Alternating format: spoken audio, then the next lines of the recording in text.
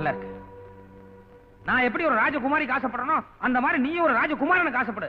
என் கண்ணுக்கு நீதான் என் ராஜகுமாரி மாதிரி தெரியற. எங்களுக்குள்ள ஒரு பரஸ்பர அண்டர்ஸ்டாண்டிங் வரணும். இன்னைக்கும் நீ எழுத்தாப்புல நடந்து வர்றியா?